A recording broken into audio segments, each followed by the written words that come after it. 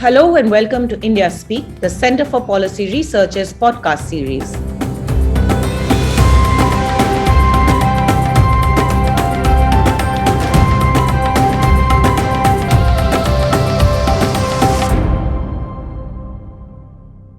I'm Yamini Aiyar, and joining me today in a special edition of India Speak is my colleague Rahul Verma, who is the one and only election tracker for the country. Rahul, we were going to ask you today to give us your predictions for the upcoming state assembly elections, but we won't quite put you on the spot. Instead, we are going to ask you to reflect for us today in this conversation on the overall implications of these elections on national politics as you see it unfold running into 2024. These are 5 very, very interesting and unique states whose internal politics and political economy have been central over many decades in shaping the overall trajectory of India's politics.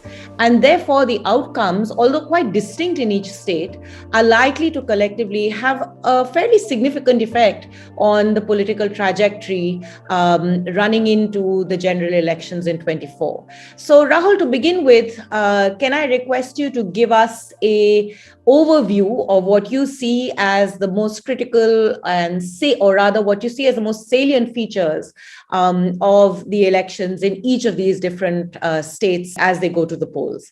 Thank you, Yamini, and thank you for inviting me to talk about this round of elections. From the national perspective, what's happening in this round, in 4 of 5 states, the BJP is the incumbent party, and it's not a big player in Punjab. Similarly, Congress is opposition party in 4 states and is not a big player in Uttar Pradesh at the moment. So each of these 2 national parties are going to try to maximize their chances for 2024 election. BJP will be actually looking to retain most of the states, and Congress will try to get 2 or 3 states out where there are in opposition. So as I mentioned, Manipur, it could be, there is a possibility that you can have a second time BJP government. Goa, again, is a very, very important state for the Congress and the BJP, but also the 2 new entrants. TMC has tried to gate crash the party, though it seems now it's fizzling out, but Aam seems to be an important contender there. And so the entry of Aam is now going to change the trajectory of Goa politics from here on. Third, Uttarakhand. Uttarakhand so far has elected Congress and BJP governments alternatively. Just before, 6 months back, BJP was facing a real crisis or trouble in terms of replacing 2 chief ministers, and they've got the 3rd one. And so whether they have managed to damage control or not, that is to be looked out for. And especially the main leader of the Congress in Uttarakhand was busy sort of handling the crisis in Punjab, Harish Rawat. So he was there. Let's talk about Punjab. Punjab, again, is an important state because the elections are happening in the backdrop of farmers' protests. Some farmer unions have also put their candidate, but it's also important from the perspective of whether AAP can emerge as the single largest party there, right? So AAP last time generated lots of enthusiasm, but wasn't able to quite get there.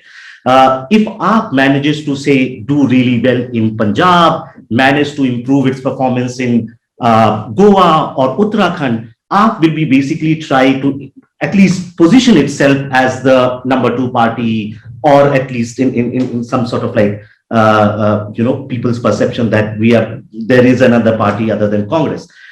The most important election of this season, for right reasons, because of its size, is UP.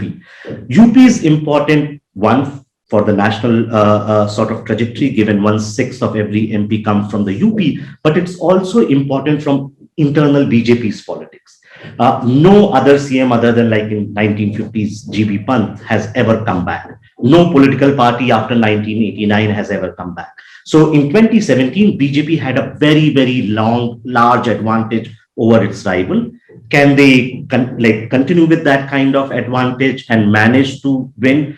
That's the question, especially when SP has managed to form a grand alliance of smaller parties, especially in Western Uttar Pradesh, where it has got support of Rashtriya Lok Dal, and elections are actually starting from West UP. So if they manage to keep BJP in check in the first two phases, I think BJP will have a really difficult time through these elections.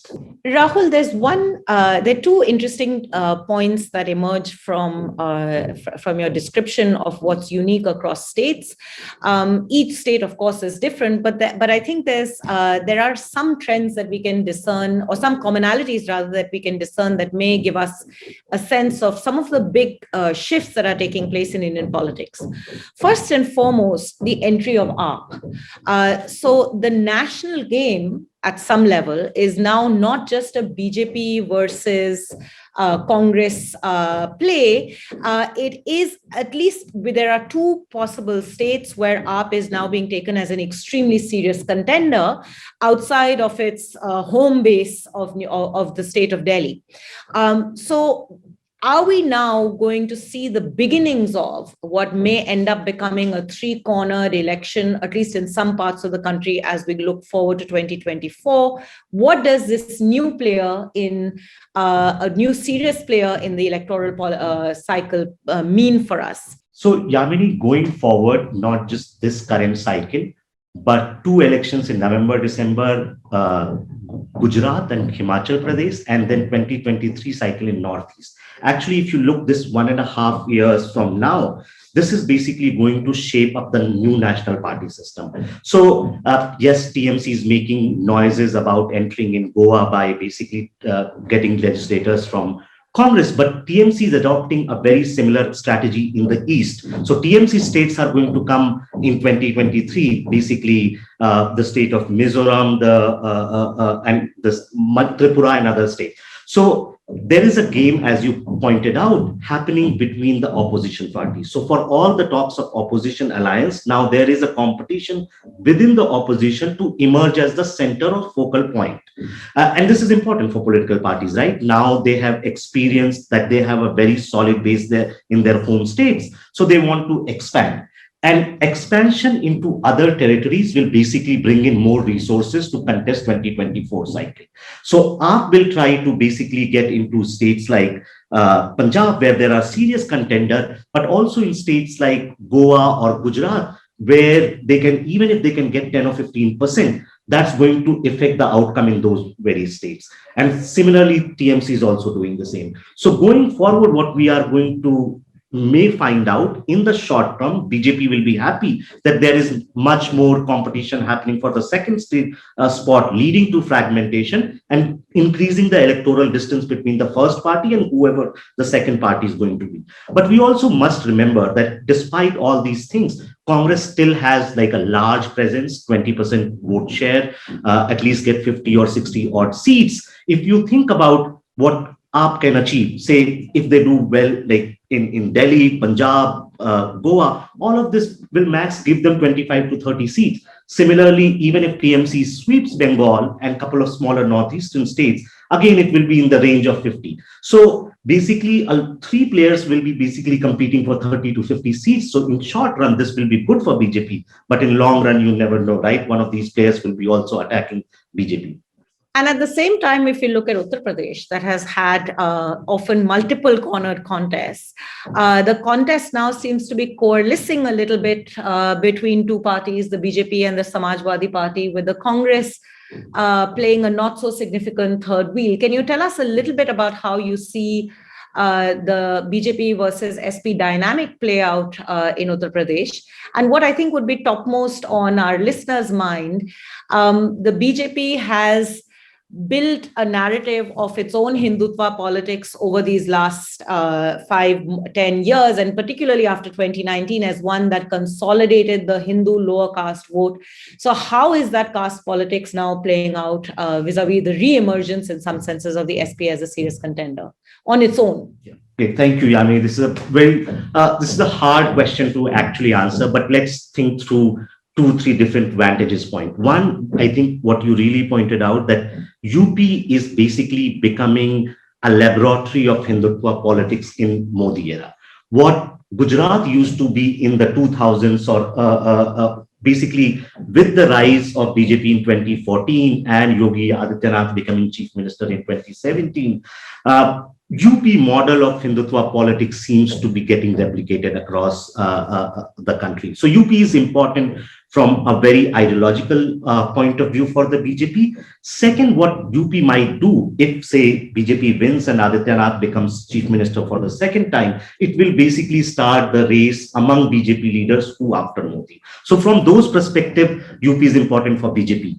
The second thing which you pointed out is UP's, like for last 30 odd years, used to have multi-cornered, sometimes four-cornered contest in some of the seats. But there is especially reports from the ground, and most political observers think that this is likely to become a two-cornered election, much like what happened in West Bengal, right? Where basically the contest between BJP and TMC evaporated even the basically long-held assembly constituencies of Congress and CPM. So what we might see in this election, that the two other parties, Bahujan Samajwadi Party, BSP, which is a very, very strong player in UP, especially among Dalit voters, may get marginalized to an extent. And Congress, which has been making right noises at different points in time during last 3-4 months with Priyanka Gandhi leading the charge, may not be able to see significant improvements. So two-cornered contest between BJP alliance and the SP alliance, and what we will see a consolidation of certain social forces that are known. So, Yadavs or Jats in Western Uttar Pradesh or Muslims across the states are likely to consolidate behind the SP. Upper caste, certain segments of upper OBCs and certain segments of Dalit, especially non-Jat Dalits, are going to consolidate behind BJP. So the success of BJP since 2014 is built on basically broadening its social coalition, especially among Hindus, getting votes of non-Yadav OBCs and non-Jat Dalits. So in this election of Uttar Pradesh in 2022, given what the social arithmetic is, non-Yadav OBCs become sort of the fulcrum. Whichever side they pivot to, that will have an advantage. Now, the way BJP is trying to mobilize is basically using three-pronged strategy. At the core is ideological Hindutva component plus nationalism component. Second one is basically playing the politics of welfare and basically getting them to vote for the BJP, saying that we have provided these welfare benefits to you. And third one is basically accommodating them, not at the senior leadership positions, but basically giving them position in the party organization at the district or below district level. So this three-pronged strategy has basically got these communities to vote for the BJP. Whether this will sort of like continue in 2022, we'll have to wait and see. The BJP's Hindu nationalism doesn't cut ice in the state of Punjab. It's a different politics. Yet caste is beginning to play an important role in the dynamic of Punjab. After all, the Congress has finally taken a call of announcing its first Dalit chief minister as the chief ministerial candidate. How do you see caste dynamics play out in Punjab? And also, where do you see the Congress? I mean, it is at this point in time only a serious contender in one state, the state of Punjab. So how, just reflecting on your initial opening remarks about all of these states, with the exception of UP, these were all states where until not so long ago, the Congress was actually a serious contender and is increasingly disappearing. But it does seem to be a two-pronged fight between Congress and AAP in Punjab with an important caste dynamic. So, Punjab, the political situation in Punjab is very, very fluid. Of course, it's fluid in other parts of other states as well. But Punjab, because every day something new is happening. And you're right, Punjab 6 months ago seemed like a very safe place for Congress, where Congress should return. SAD has yet not managed to basically get out from its baggage of massive corruption charges during their previous regime. Congress seemed to have some sort of sympathy for taking a position on farmers' issue. Similarly, AAP still seemed largely a party of South Punjab in Malwa. And in some ways, Congress managed to solve the crisis which was emerging from Amrinder Singh's exit by basically, many people said it's a master stroke to get Channi. And within these last 3 to 4 months, Channi seemed to have surprised many of us. He seemed very, very smart politician, and he's basically making the right noises. Now, there are lots of news coming from Punjab. This caste dynamics which you are talking about. So there has been caste angle to Punjab politics for a long period of time, which is basically the division between Jat Sikhs and Dalit Sikhs. Jat Sikhs and Dalits used to play out quite a lot. And in the run-up to 2022, everyone tried to play this card. So first, Aam Aadmi Party announced that we are going to make Dalit Deputy Chief Minister if we win. Then Shiromani Akali Dal got BSP to make an alliance with them. And that in some ways forced Congress that they are basically going to put someone with Dalit face either as the chief minister or PCC chief. So Dalit vote became very central to politics in 2022 election. And what seems to be happening that one, AAP seems to have expanded its base from Malwa to other two parts, which is Doaba and Manjha, but we still don't know what would be their conversion. Second, the other two regions, Doaba and Manjha, where Dalit population is slightly higher, Congress has already maxed out in 2017 election. So can they go further up in that? We don't know. Then there are reports coming in, and you are right, like so far, BJP has not been able to make any significant inroads in Punjab. They were largely dependent on Akali Dal, and they used to get some votes in urban Hindu pockets. Now, there are some reports coming in, which is what is happening in certain seats in Punjab, that Hindu voters are basically consolidating behind BJP, and Jat Sikhs are consolidating behind Akali Dal. So it's basically leading to some sort of Sikh-Hindu polarization in the state. I don't know how true it is, but this is not going to basically increase BJP's chances in winning number of seats. But given that there is so much movement happening in votes, it makes the election result very sort of like uncertain. And most likely what might happen in this election, that we may not get a clear verdict in Punjab. Yes, the possibility of a hung verdict in Punjab has been doing the rounds lately. But an interesting shift in Congress policy of finally making clear who their chief ministerial candidate is. They still haven't done that in Uttar Pradesh, for instance, only a few tantalizing hints. Where do you see these elections, or rather, what can you predict of these elections in terms of how it will shape dynamics internally within the Congress party? So, about the Congress, less said the better, because we don't have good sense of what's happening within the top level at the Congress party. And these are basically then speculative analysis. So one speculative analysis is, why was Congress paying so much? So I had asked this to many people. You have 4 states where you can actually win. Why are you putting your energies in UP where you are not even going to win 10% of the seats? Why you are putting Priyanka Gandhi there? And even if you're putting Priyanka Gandhi, why is she not putting her neck on the noose? Basically, go and contest against Yogi Adityanath. Show that you are serious.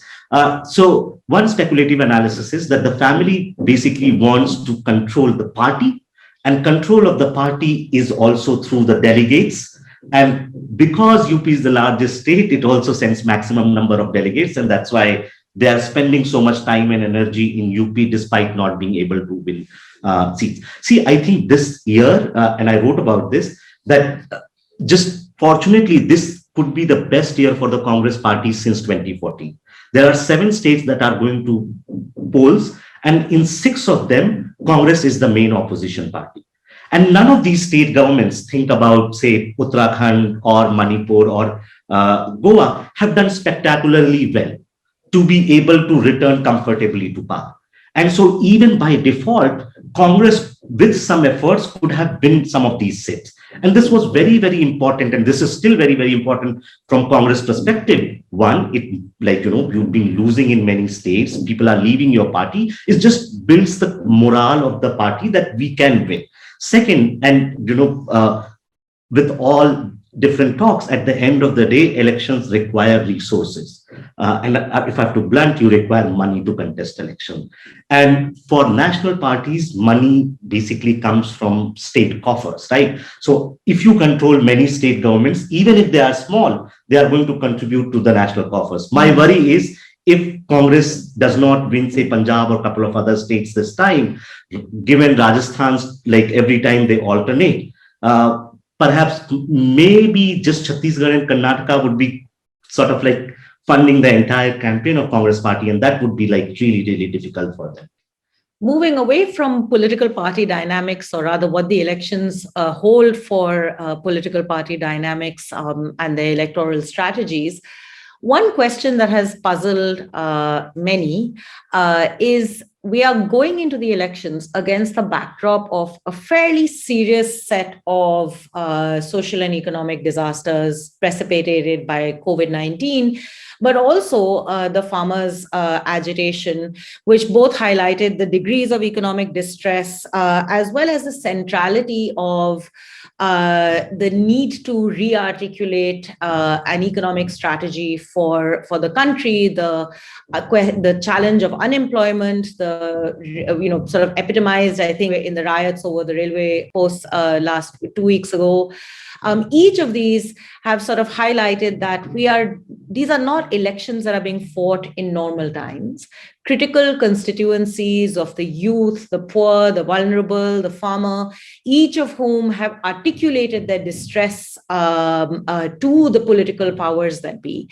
Yet when it comes to campaign rhetoric, apart from AAP's sort of constant response of provision of freebies, you're not really hearing a debate on the economy as part and parcel of the election campaign. And what puzzles me even more, particularly in Western UP, where the Jat farmer was a very central part of the whole story, it's not clear how this is articulating into a campaign narrative at all for any of the parties. Could you talk to us a little bit about that?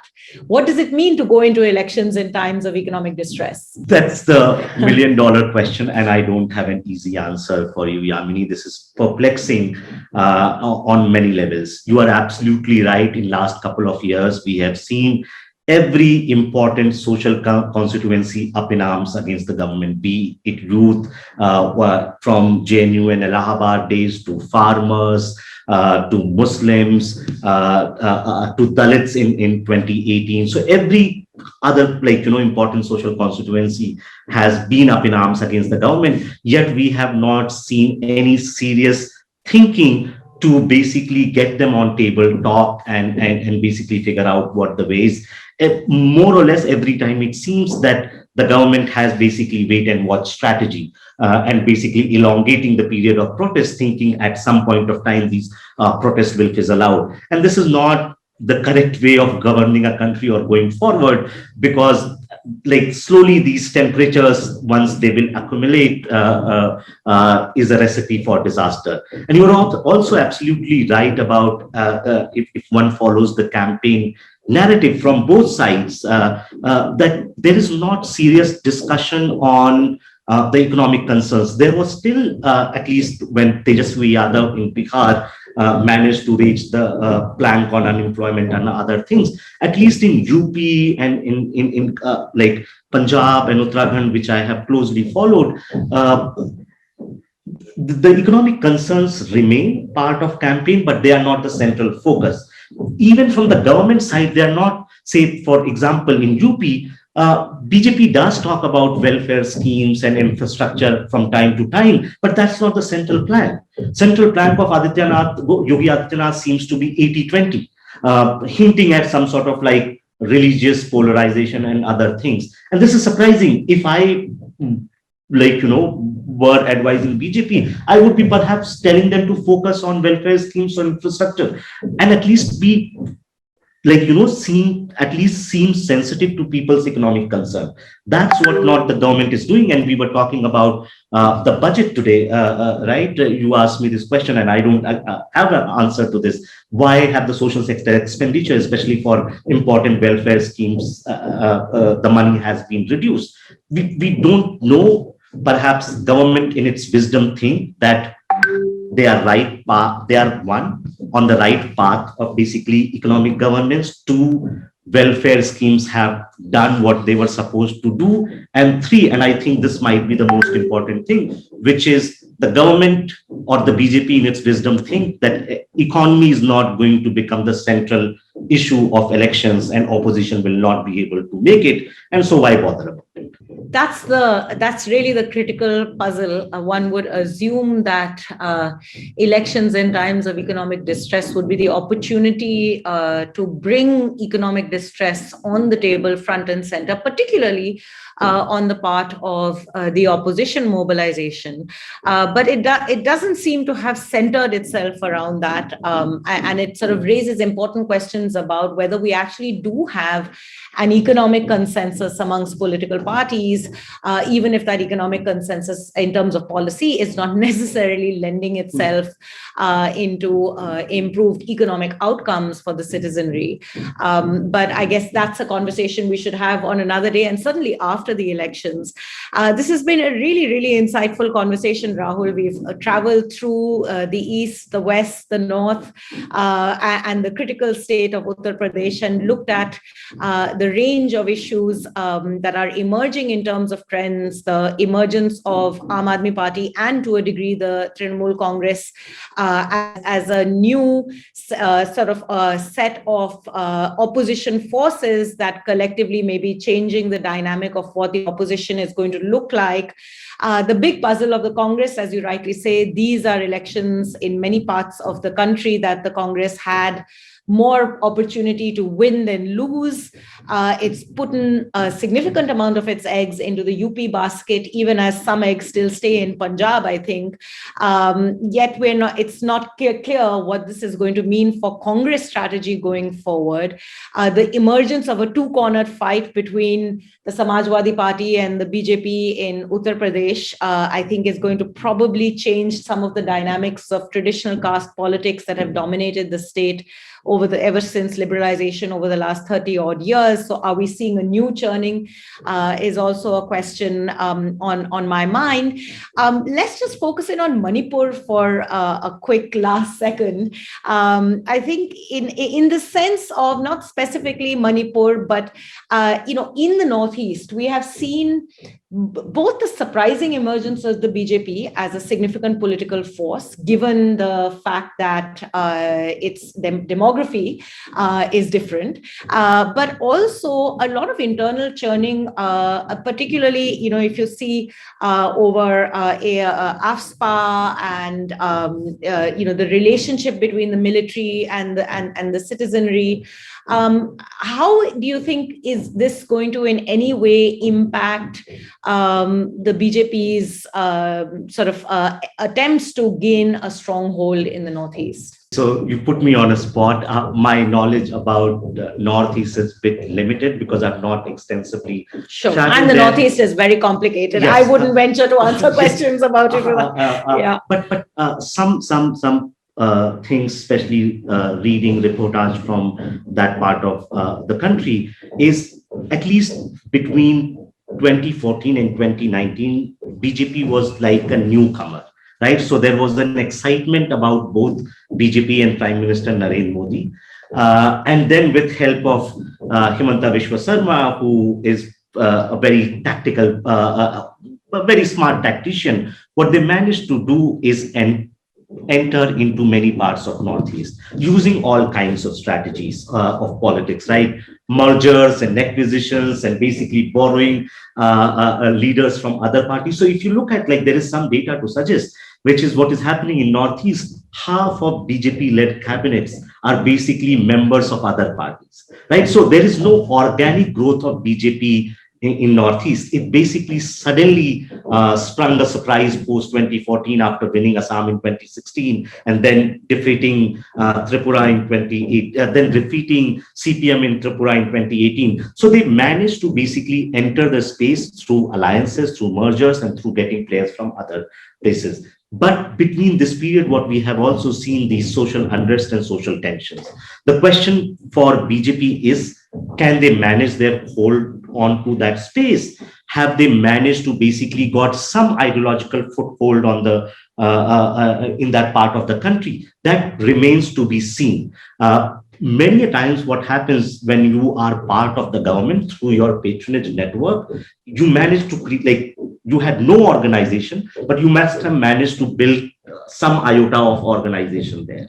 And given that in many parts of many states of Northeast, either Congress or some regional party was, especially the Congress, was an important player, and the decline of Congress in some ways have aided to the rise of BJP. So think of a place like Tripura. Basically, Congress collapsed from being the main opposition party to a party with less than 5% of votes, and a lot of votes went to the BJP. Similarly, in Assam, Congress, which was ruling the state till 2016, was forced to enter into an alliance with AIUDF. So Congress is making some of these moves, which is also creating opening for the BJP. If they manage to win one or two, like they have managed to retain Assam, if they manage to retain, say, either Tripura or Manipur, then their basically shelf life will get elongated. Rahul, thank you for that wonderful tour de force of what's happening with elections across these 5 states. These are crucial state elections, a cluster of important states collectively going to the polls.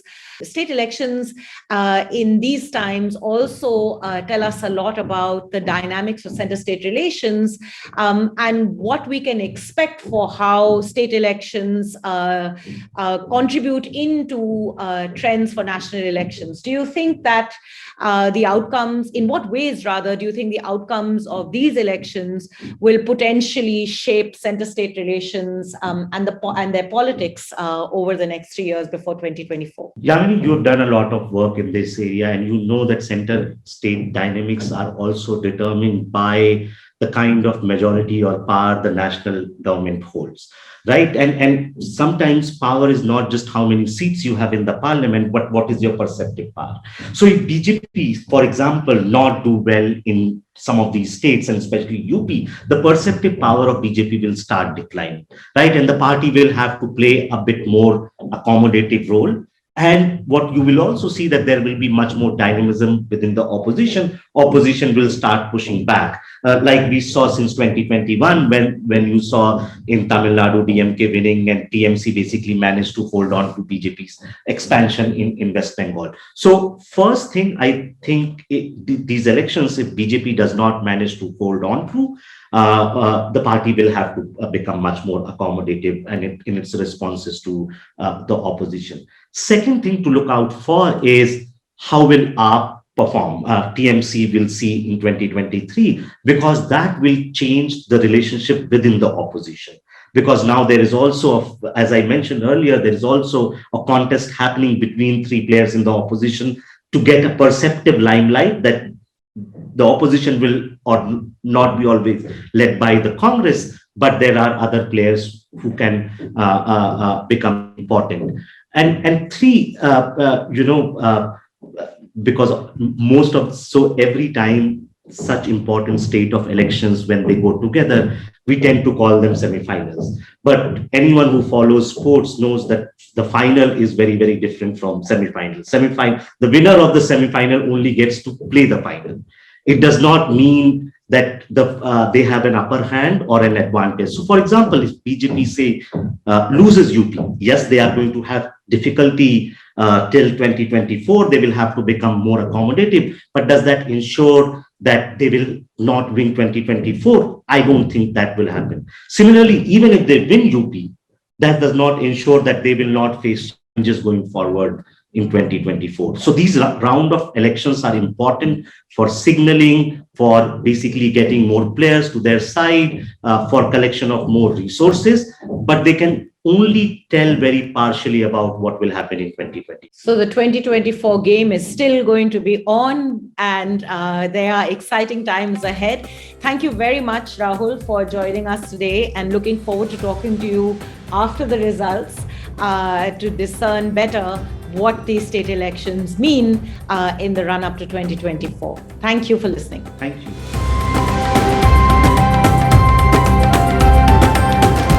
Thank you for listening. You can follow us on Twitter at CPR_India and on our website www.cprindia.org.